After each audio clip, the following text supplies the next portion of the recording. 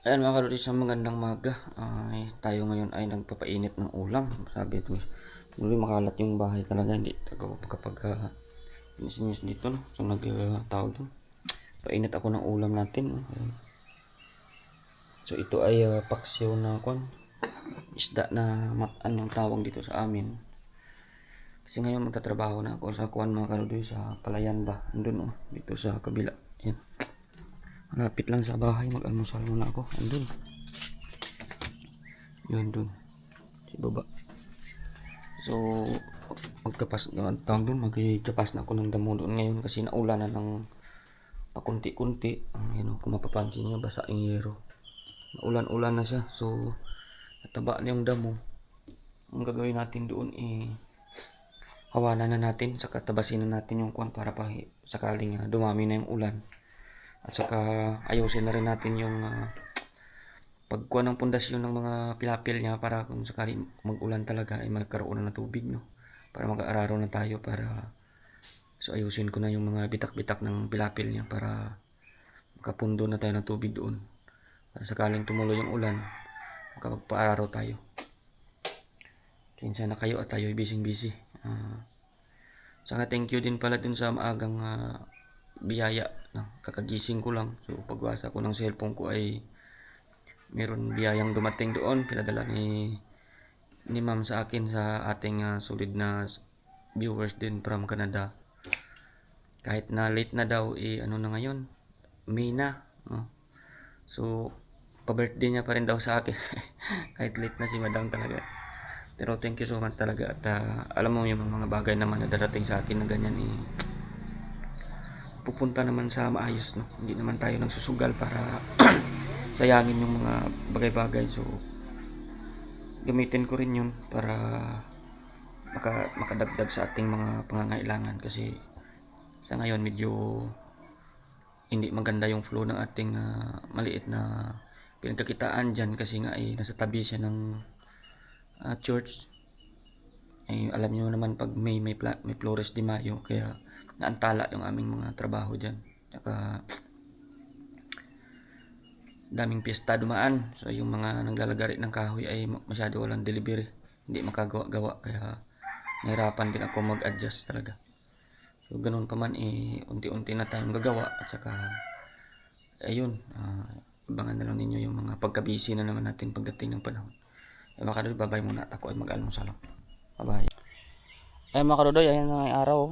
Medyo hindi pa masakit yung araw, kaya agahan natin yung ating mga kwan dito. Hahawanan natin ng konti para pagdating mamaya ay isprehan ko ito mamayang hapon, kasi hindi talaga namatay yung damo.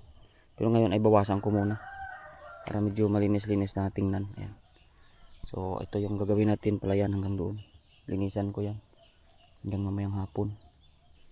Yan, babay na muna mga karori. At tawag doon, babay hindi pala. Panoorin nyo na lang yung ating kunting gawa-gawa, basta ganun hanggang sa mamaya kaya bisi-bisihan na naman tayo.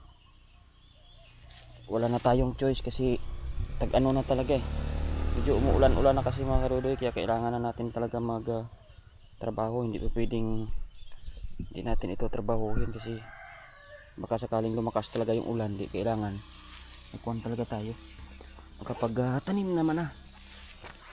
Mahirap kasi, hindi kasi namatay yung pinag-isprehan ko na nakaraan, kaya mahirap pag mahirap pag tawag doon, pag gano'n na hindi siya na matay sa spray natin. Mahirap itong kuhan mga karodi. Ang sabitan natin, hindi komportable yung camera natin. Pangit, hindi siya malakas sa ano. Ito kasi dadamuhan natin yung andi dito. Hindi natin kung matalas yung ating pangdamo. Okay pa naman.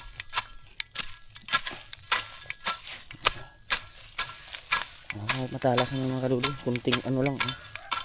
Kukuha niya naman. Kuhan pa yung lupa mga kadulo. Nabitak na pag naulan ito. Mag-landslide pa ito eh. Yan. Tapos sprayhan na lang natin yung mga matitira natin ito sa ibabaw. Linis-linisan muna natin hanggat wala pa naman tayo masyadong ginagawa.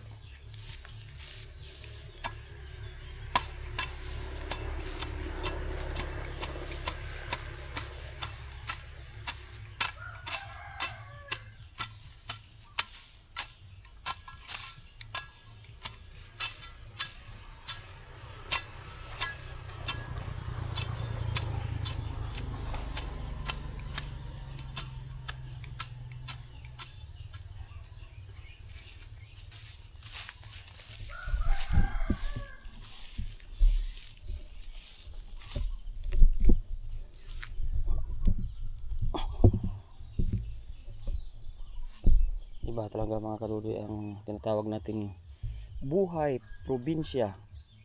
Pag medyo patamad-tamad ka, wala kang buhay sa probinsya.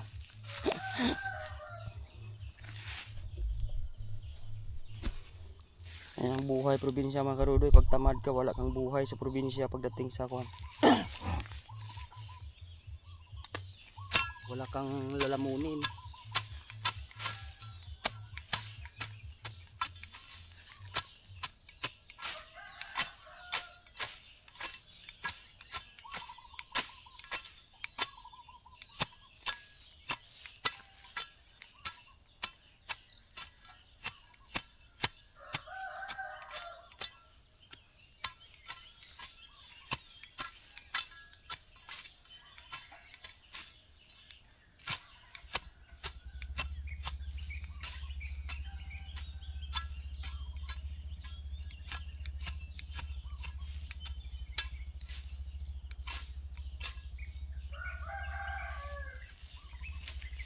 Ay mga kadudoy, babay na muna at medyo mabilis naman yung aking pagkakagawa kasi manipis lang ng kwan.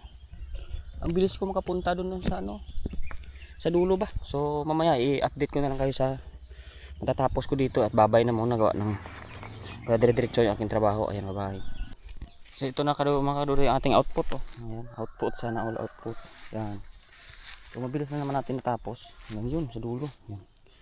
Medyo malinis na, so may isa, dalawa pa doon sa baba. Mayang hapon, dito naman tayo titira sa kabilang kagiliran para malinis na natin hanggang itong mga ito. Yan, dapat malinis pa to. Ito mga kadudoy, lakihan ko pa itong pilapil nito dito. Wala itong pilapil no. Nabuwal na kasi dito may tubig yan pag tag-ulan na daan dyan hanggang doon. Kaya kailangan talaga natin ito ayusin. Sa ngayon wala pa naman. So gagawin natin mga ganito lang muna. Hindi ko na pala mga kadudoy kinukuha yung sa itaas. Alam mo ba kung bakit? Pag nag-araro kasi dyan, magkakaroon ng lunang, itatambak ko rin dito yan. Kaya useless din yan pag kinaskas mo pa. So dito lang tayo sa kabila para mahawanan natin itong ito dito. Yan. Mga kadudoy, babay na muna at banatan na natin yung pangalawa dito para kahit paano ay may silbi yung ating gawa ngayong umaga. Para pag mainit na mamaya ang pahinga na tayo. Kasi hindi ako nagbababad sa init talaga. Mahirap na magka problema tayo sa health ba. Mga kadudoy, daming mga ibon doon. Babay na muna mga kadudoy, tayo magagawa na naman. Ayan mga kadudoy, grabe init. Maaga pa to masyado pero grabe talaga init. So natapos ko naman na yung dito dalawa. Okay na yan. So mamayang hapon siguro doon na lang ako sa may kwan. Iipunin ko yung uhot, tawag sa amin yan, yung dayami ba na pinagtrisiran. Ilalagay ko sa taas kasi sayang yung space din sa gilid. Tapos hindi ko kasi nasilaban yan noon kasi mayroong kwan dyan, linya na tubig, masusunog yung hose nila. Ngayon dito muna tayo sa malilim dito. So marami pang gagawin ito mga kadudoy, pagagandahin ito kasi yung mga pilapil nyo sira-sira naman at hindi natin ito lalagi i-sprayhin kasi buwag yung lupa na kinukuha ang tubig. Buti nga dito may mga ilan-ilan na silang tanim na nyug. Kasi yung mga dito din naman pupunta dito. Pero ayan ay linis-linisan pa natin to konti hanggang dito sa kabila. So marami pa. Dito na tayo ngayon sa daanan na tubig muna. Sa malilim. Mamaya pag inabot tayo ng init dito, tsaka tayo tuluyan uwi. No? Kain tayo at tsaka magpapahinga. Mayang hapon ulit kung ano naman yung pwede natin magawa. Ayan. Ayun mga kadudoy, ito ay goods na, mainit na. So okay naman at saka may langgam doon na nagagat. Oh, laki. Ang laki ng ipin niya. Hindi naman siya hantik, ayun sila. Oh. Kaya hindi ko to malilinis ng buo kasi doon sila lalaki oh, yan oh.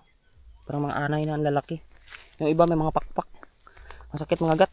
Kaya kinuha ko lang muna to para kahit paano ay marinisan natin ng konti. So bukas ng umaga babalikan ko to. Pero mamayang hapon doon ako sa kabila para malilim. Doon ako na side sa kabila. Tapos bukas ng umaga dito ulit. Siguro mga ilang araw lang naman to, okay na to. Hindi pa tayo pwede makapagpala mga kadudoy. Malagkit pa yung pangit. Bitak pa talaga yung lupa kahit anong ulan-ulan. Walang pa rin silbi.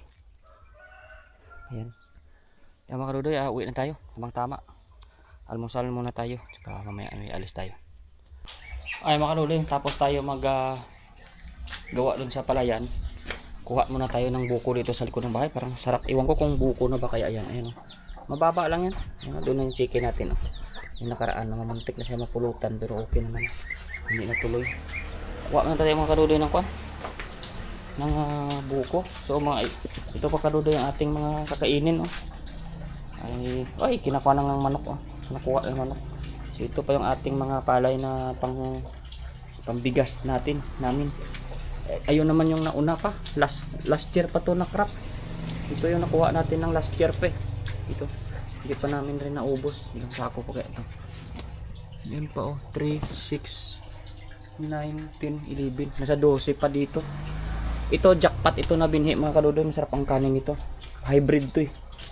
Jackpot yan na yung pangalan niya, jackpot na hybrid. Ito naman RC16, malambot din to, puti din. Pero yun na talagang malambot yun. Ang mayaman yun. Hindi na, pangit naman yung mga kaluloy, hindi mo masarap. Medyo malambot talaga sobra. Tapat kunting-kunti tubig. So ito naman ilan na lang ito. Pero ito mga kaluloy, punong-puno rin to. Kunti na lang. 1, 2, 3, 4, 5, 6, 7, 8, 10, 11, 12, 13, 14, 15, 16, 17, 18, 19. So mahigit pa 30 sa ako pala yun. Kasi 12 dun eh. Ito. Si Mix kasi wala nang kwan. Labas tayo dito kasi kuha tayo ng buko. Aray ko. Sagi pa tayo.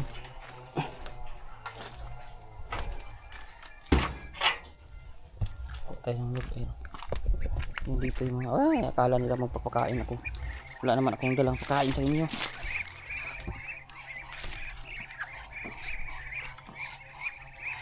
Wala naman akong dalang pakain. Daming pato na umigis oh. Tabi. Wala akong pagkain dala. Kala mo pagkain. Wala pagkain. Mahirap ang buhay. Pati yung chicken andito. So ayan yung ating mga kaluloy oh. Nyug na akyatin. Baba lang. Alis kayo dyan. Kayo pag nabagsakan. Katay labas nyo.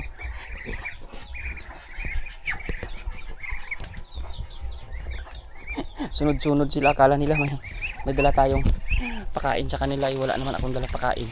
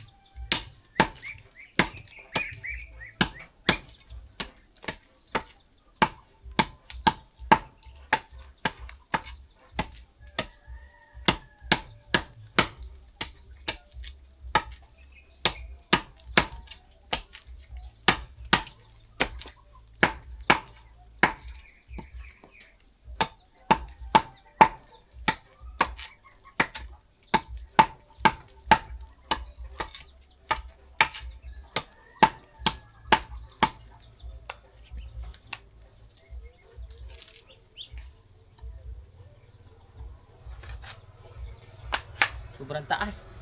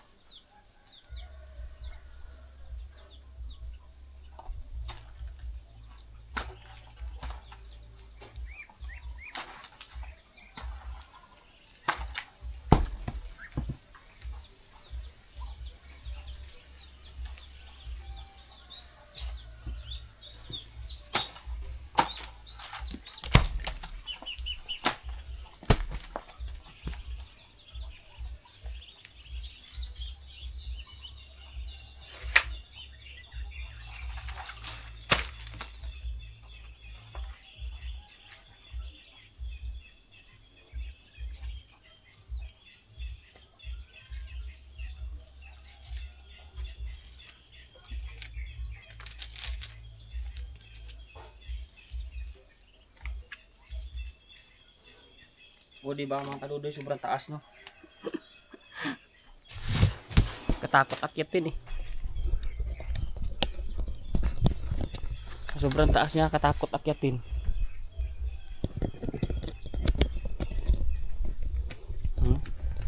Yan lang.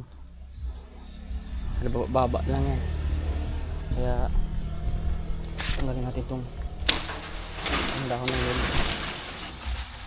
Pakain natin sa mga pato, kainin nila yan.